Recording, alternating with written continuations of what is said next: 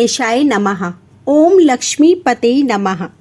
आज रसपान कीजिए अधिक मास कथा में अध्याय 8 का।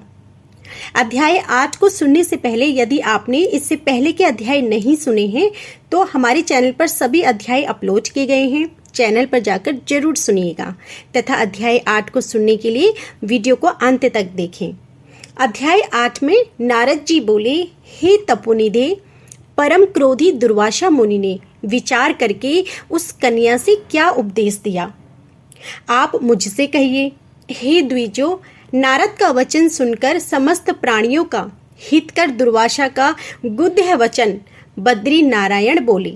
श्री नारायण बोले, हे नारद, मेधावी ऋषि की कन्या के दुख को दूर करने के लिए दुर्वासा ऋषि ने जो कुछ मुझसे कहा वह सुनो। दुर्वासा ऋषि बोले, हे सुंदरी, गुप्त से भी गुप्त उपाय मैं तुमसे कहता हूँ। यह विषय किसी से भी कहने योग्य नहीं है, तथापि तेरे लिए तो मैंने ये विचार ही लिया है। मैं विस्तार पूर्वक न कहकर तुझसे संक्षेप में कहता हूँ। हे सुभगे, इस मास से तीसरा मास जो आएगा वह पुरुषोत्तम मास है। इस मास में तीर्थ में स्नान कर मनुष्य भ्रूण हत्या से छूट जाता है। हे सुंदरी, कार्तिक आदि 12 मासों में इस पुरुषोत्तम मास के बराबर कोई मास नहीं है। जितने मास तथा पक्ष हैं और पर्व हैं वे सब पुरुषोत्तम मास की 16वीं कला के बराबर भी नहीं है। वेदोवक्त साधन और जो परम पद प्राप्ति के साधन हैं वे भी इस मास की 16वीं कला के बराबर नहीं है। 12,000 वर्ष गंगा स्नान करने से जो फल प्राप्त होता है और जो सिंहस्थ गुरु में गोदावरी पर एक बार स्नान करने से जो फल मिलता है, हे सुंदरी, वही फल पुरुषोत्तम मास में किसी भी तीर्थ पर एक बार स्नान करने से मिल जाता है। हे बाले, यह मास श्री कृष्ण का अत्यंत प्यारा है और नाम से ही यह भगवान का स्मारक है। इस मास में पुरुषोत्तम भगवान की सेवा पूजा करने से समस्त कामनाएं सिद्ध होती हैं। अतः इस पुरुषोत्तम मास का तू शीघ्र व्रत कर और पुरुषोत्तम भगवान की तरह प्रसन्नता पूर्वक मैंने भी इस मास की सेवा की है। एक समय क्रोध में मैंने अम्बरीश राजा को भस्म करने के लिए अर्थ कृत्या भेजी थी। सो हे बाले, तब हरि ने जलता हुआ सुदर्शन चक्र मुझको ही भस्म करने के लिए उसी समय मेरे पास भेजा। तब पुरुषोत्तम मास के प्रभाव से ही वह चक्र हट गया। हे सुंदरी, वह चक्र त्रैलोक्य को भस्म करने का सामर्थ्य रखने वाला जब मेरे पास आकर खाली चला गया तब मुझे बड़ा विस्मय हुआ। इसलिए हे सुभगे, तू श्री पुरुषोत्तम मास का व्रत कर। और इस प्रकार मुनि की कन्या को कहकर दुर्वासा ऋषि ने विराम लिया।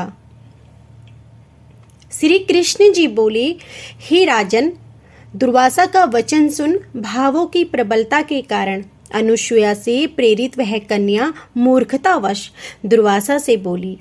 बाला बोली, हे ब्राह्मण, हे मुने, आपने जो कहा वह मुझे रुचिता नहीं है।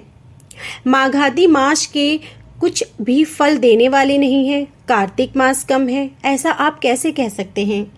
सो कहिए, वैशाख मास सेवित हुआ क्या इश्चित कर्मों को नहीं देता है? सदाशिव आदि से लेकर सब देवता सेवा करने पर क्या फल नहीं देते हैं? अथवा पृथ्वी पर प्रत्यक्ष देव, सूर्य और जगत की माता देवी क्या सब कामनाओं को देने वाली नहीं है?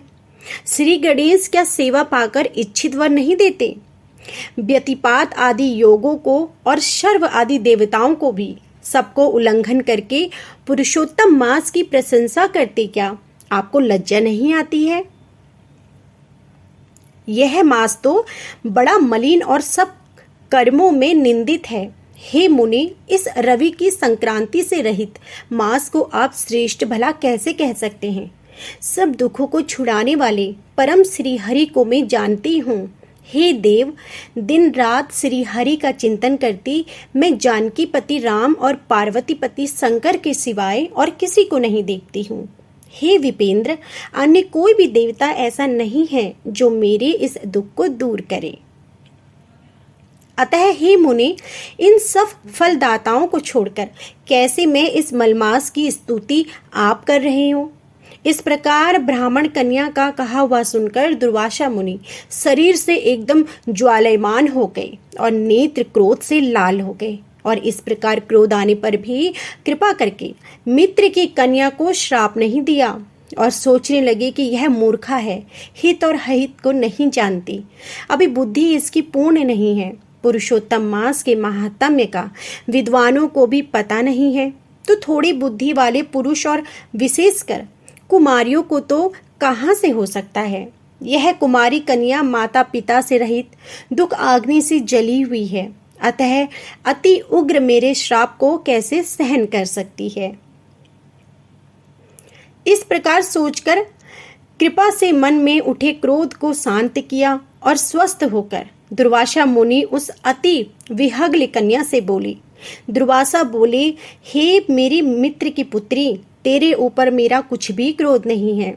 हे निर्भागे, जो तेरे मन में आए वैसा ही कर। हे बाले, और कुछ भविष्य कहता है, सुन। पुरुषोत्तम मास का जो तूने अनादर किया है उसका फल तुझे अवश्य मिलेगा, और इस जन्म में मिले अथवा दूसरे जन्म में मिले। अब मैं नर नारायण के आश्रम में जाऊंगा। तेरा पिता मेरा मित्र था, इसलिए मैंने तुझे श्राप नहीं दिया।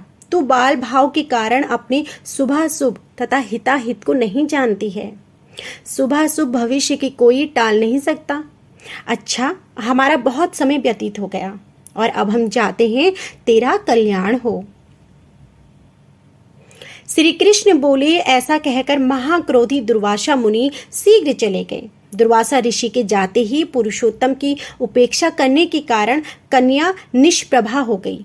तदंतर बहुत देर तक कन्या ने सोच विचार कर यह निश्चय किया कि देवताओं के भी देवता, तत्काल फल देने वाले पार्वती पति शिव की तप द्वारा आराधना करूंगी। हे नरप, मेधावी ऋषि की कन्या ने मन से इस प्रकार निश्चय करके अपने आश्रम में ही रहकर भगवान शंकर के कठिन तप को करने के लिए तत्पर हो गई। सूत जी बोले, बहुत फलों की दाता लक्ष्मीपति को और वैसे ही सावित्री पति ब्रह्म को छोड़कर एवं दुर्वासा के प्रबल वचन की निंदा कर वह ऋषि कन्या अपने आश्रम में ही अंधक को मारने वाले शंकर की सेवा के लिए तत्पर हो गई।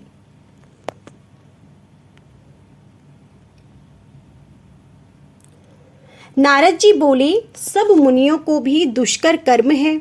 ऐसा बड़ा भारी तप जो इस कुमारी ने किया वह हे मुने हमसे सुनिए।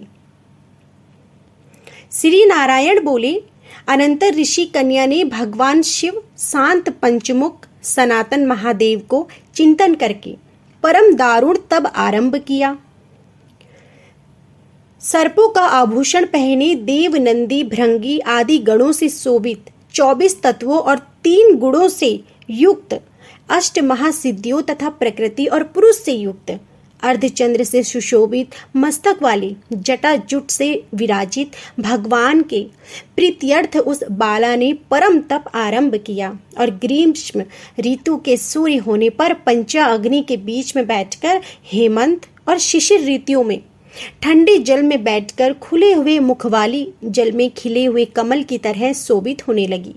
सिर के नीचे फैली हुई काली और नीली पलकों से ढकी हुई वह जल में ऐसे मालूम होने लगी जैसे कीचड़ की लता सिवारों के समूह से घिरी हुई हो।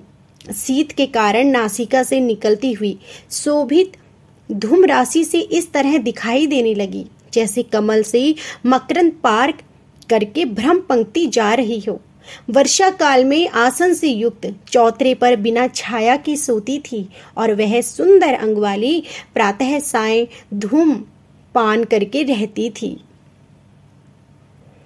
उस कन्या के इस प्रकार के कठिन तप को सुनकर इंद्र बड़ी चिंता में प्राप्त हो गए। सब देवताओं से दुष्प्रधा और ऋषियों से इस प्रहिणिया उस ऋषि कन्या के तप में लगे रहने पर हे निरपनंदन, हे क्षत्रिय भूषण 9000 वर्ष व्यतीत हो गए और उस बाला के तप से भगवान शंकर ने प्रसन्न होकर उसे अपना इंद्रयातीय निज स्वरूप दिखलाया। भगवान शंकर को देखकर देह में जैसे प्राण आ जाए वैसे सहसा खड़ी हो गई और तब से दुर्बल होने पर भी वह बाला उस समय हष्ट पुष्ट हो गई। बहुत वायु और घाम से क्लेश पाई हुई शंकर को बहुत अच्छी लगी और उस कन्या ने झुककर पार्वती पति शंकर जी को प्रणाम किया। उन विश्व वंदित भगवान का मानसिक उपचारों से पूजन करके और भक्ति युक्त चित्त से जगत के नाथ की स्तुति करने लगी। कन्या बोली, हे पार्वती पते, हे प्राणनाथ, हे प्रभो, हे भर्ग, हे भूपते, हे गौरीश, हे शंभो, हे सोम सूर्य अग्निनेत्र, हे तमः, हे मेरे आधार मुंड स्थली मालिन, आपको मेरा प्रणाम है। अनेक तापों से व्याप्त अंगों में पीड़ा जिसके ऐसे तथा परम घोर संसार रूपी समुद्र में डूबा हुआ, दुष्ट सर्पों तथा काल के दांतों से डसा हुआ मनुष्य भी यदि आपकी शरण में आ जाए तो मुक्त हो जाता है। हे विभो, जिस आपने बाणासुर को अपनाया और मरी हुई अलर्क राजा की पत्नी को जिलाया, ऐसे आप हे दयानाथ, हे भूतेश, भवत्राण प्राणनाथ, हे दक्ष प्रजापति के मुख को ध्वंस करने वाले, हे समस्त शत्रुओं के नाशक, हे प्राणनाथ, हे पाप की नाश करने वाले, आपको मेरा नमस्कार है। श्री कृष्ण बोले, कन्या द्वारा की गई स्तुति सुनकर और उसके किए गए उग्र तप से प्रसन्न मुख कमल सदा शिव कन्या से बोले, हे तपस्विनी, तेरा कल्याण हो। तेरे मन में जो भी अभीष्ट हो वह तू वर मांग ले। हे महाभागे, मैं प्रसन्न हूं, तू खेद मत कर। और ऐसा भगवान शंकर का वचन सुन वह कुमारी अत्यंत आनंद को प्राप्त हुई और हे राजन प्रसन्न होकर सदा शिव से बोली, हे दीनानाथ, हे दयानिधे, यदि आप मेरे ऊपर प्रसन्न हैं तो हे प्रभु मेरी कामना को पूर्ण करने में देर ना करें। हे महादेव, मुझको पति दीजिए, पति दीजिए, पति दीजिए, मैं पति चाहती हूँ, पति दीजिए। मैंने हृदय से और कुछ भी नहीं सोचा। वह ऋषि कन्या इस प्रकार महादेव से कहकर चुप हो गई। तब यह सुनकर महादेव जी उससे बोले, हे मुनि कन्ये, तूने जैसा अपने मुख से कहा है वैसा ही होगा, क्योंकि तूने 5 बार पति मांगा है। हे सुंदरी, तेरे 5 पति होंगे और वे 5 वीर, सर्वधर्म वेत्ता, सज्जन और सत्य पराक्रमी होंगे। यज्ञ करने वाले, अपने गुणों से प्रसिद्ध, सत्य प्रसिद्धि, जितेंद्रिय, तेरा मुख देखने वाले और सभी क्षत्रिय और गुणवान होंगे। श्री कृष्ण बोले, ना तो अधिक प्रिय ना तो अधिक अप्रिय। ऐसे महादेव के वचन को सुनकर बोलने में चतुरा कन्या झुककर बोली। बाला बोली, हे गिरिजाकांत सदाशिव, संसार में एक स्त्री का एक ही पति होता है, अतः 5 पति का वर देकर लोक में मेरी हंसी ना कराइए। एक ऐसी स्त्री 5 पति वाली न देखी गई है और न सुनी गई है। हाँ, एक पुरुष की 5 स्त्रियां तो हो सकती है। हे शंभो, हे कृपानिधि, आपकी सेविका में 5 पतियों वाली कैसे हो सकती हूँ? आपको मेरे लिए ऐसा कहना उचित नहीं है। आपकी सेविका होने के कारण जो लज्जा मुझे हो रही है वह आप अपने को ही समझिए। कन्या का यह वचन सुनकर शंकर जी पुनः उससे बोले।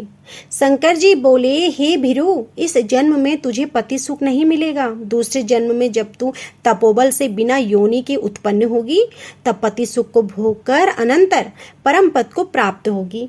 अब क्योंकि मेरा प्रिय मूर्ति दुर्वासा का तूने पहले अपमान किया है, हे सुब्रह, वह दुर्वासा यदि क्रोध में करे तो तीनों भुवनों को जला सकते हैं।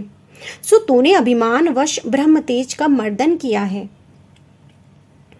जिस अधिमास को भगवान श्री कृष्ण ने अपना ऐश्वर्य दिया, उस भगवान के प्रिय पुरुषोत्तम मास का व्रत तूने नहीं किया। मैं ब्रह्मा आदि से लेकर सब देवता, नारद आदि से लेकर सब तपस्वी जिसकी आज्ञा सदा मानते चले आए हैं, हे बाले, उसकी आज्ञा का कौन उल्लंघन करता है?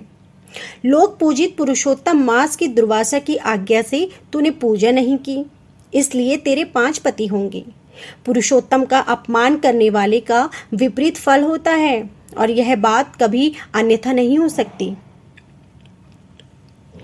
पुरुषोत्तम के जो भक्त हैं वे पुत्र, पौत्र और धन वाले होते हैं और वे इस लोक को तथा परलोक की सिद्धि को प्राप्त होते हैं और प्राप्त होंगे और हो रहे हैं। और हम सब देवता लोग भी पुरुषोत्तम की सेवा करने वाले हैं।